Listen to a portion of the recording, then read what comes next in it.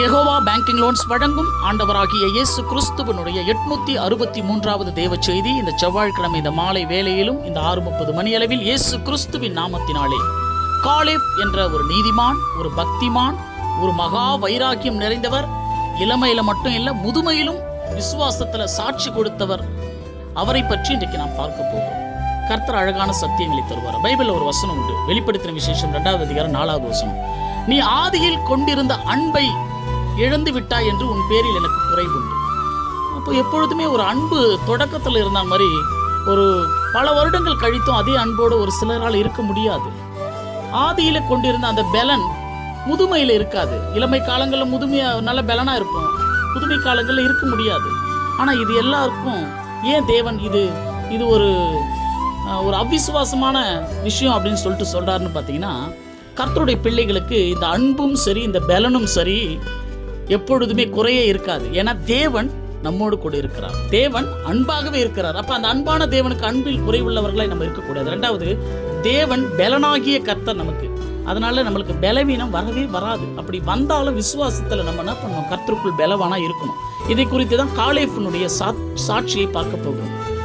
யூதா கோத்திரத்தில் எப்புனேவுக்கு மகனாக பிறந்தவர் தான் இந்த காலேப். இந்த யூதா கோத்திரம் என்ன தெரியுமா, எப்பொழுதுமே துதிக்கிறது, எப்பொழுதுமே ஜெபிக்கிறது, எப்பொழுதுமே விசுவாசத்தில். அப்பெல்லாம் ஒரு யுத்தத்துக்கு போனோம்னா அந்த யுத்தத்துக்கு முன்னாடி கர்த்தரை துதிக்கக்கூடிய பாடகர்களை துதிகளை செலுத்தி தான் அந்த இடத்த துதிகளின் மத்தியில் வாசம் செய்கிற தேவனுக்கு ப்ரேயர் பண்ணிட்டு தான் இந்த போருக்கு போயிட்டு வெற்றிகளை பெற்றுக்கொண்டார்கள்.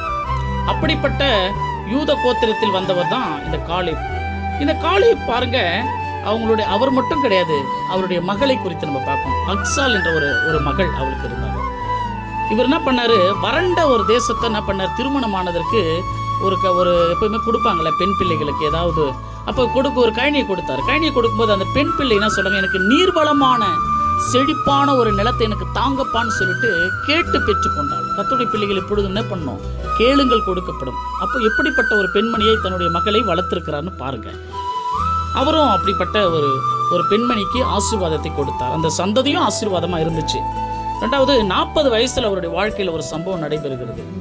12 ஒற்றர்களில் ஒருவனாக இவரும் இந்த ஒரு தேசத்தை வேவு பார்க்க போறாரு. 12 பேர் அனுப்புறாரு. மோசே என்ற ஒரு பக்திமான். 12 பேர்ல 10 பேர் உண்மையான ஸ்டேட்மெண்ட்டை தான் சொல்றாங்க.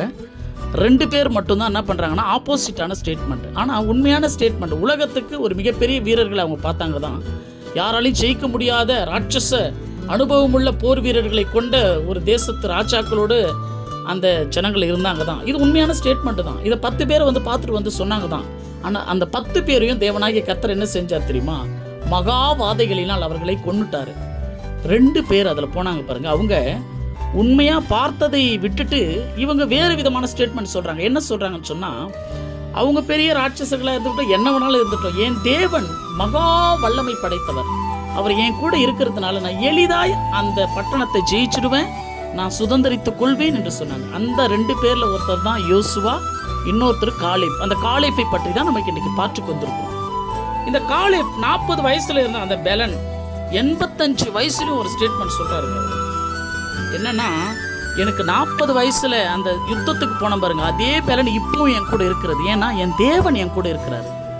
எப்படிப்பட்ட போர் வீரர்களாக ஆனாலும் சரி, எப்படிப்பட்ட யுத்தத்தில் வல்லமை உள்ளவர்கள் வந்தாலும் சரி, என் தேவனுடைய பலத்தினால நான் ஜெயிப்பேன், அதே பலன் எனக்கு இருக்குதுன்னு சொல்லிட்டு சாட்சி கொடுக்கிறார். அப்போதான் தேவன் எபிரோன் என்ற ஒரு தேசத்தை அவருக்கு என்ன பண்றாரு, அந்த மலை நாட்டை சுதந்திரமாக அவர் பெற்றுக்கொள்கிறார். இன்றைக்கு நாம் இருக்கிறோம் இந்த காலேப்பை போல எப்பொழுதுமே விசுவாசத்துல எப்பொழுதுமே வைராக்கியமா இருக்கணும், எப்பொழுதுமே தேவனுக்கு பிரியமா இருக்கணும், எப்பொழுதுமே விசுவாசமா இருக்கணும். அவருடைய சந்ததியும் ஆசீர்வதிக்கப்பட்டது. அவருடைய சந்ததியை போல நாமும் கர்த்தருக்குள் எப்பொழுதும், ஏன்னா நமக்கு பலவீனமே கிடையாதுங்க. எப்படிப்பட்ட பலவீனத்தில் நம்ம இருந்தாலும் இவரை போல விசுவாச வார்த்தையில் நான் பலன் உள்ளவன், என் கர்த்தர் எனக்கு பலன் தருவார் என்று சொல்லி வார்த்தையால் நம்ம பேசணும். எப்படிப்பட்ட அன்பில் குறைவுள்ளவர்களாக இருந்தாலும் என் தேவன் என் மீது அன்பாக இருக்கிறதை போல நானும் தேவன் மீது மிகவும் முழுமையான அன்போடு இருப்பேன் என்று சொல்லி இந்த காலேப்பை போல விசுவாசத்தில் வைராக்கியமாக இருக்கணும். இப்படி இருந்தால் அந்த காலேப்பை போல அவருடைய சந்ததியை போல நம்மையும் நிச்சயமாக தேவனாகிய கர்த்தர் ஆசீர்வதிப்பார். காலேப் இன்றைக்கு விசுவாச வார்த்தைகளில் கர்த்தருக்குள்ளாக நம்மை பயன்படுத்தினார். கர்த்தர் நம் அனைவரையும் ஆசீர்வதிப்பாராக. அடுத்த தெய்வ செய்திகளோடு நான் உங்கள் காட்7 சகரியா சதீஷ்குமார்.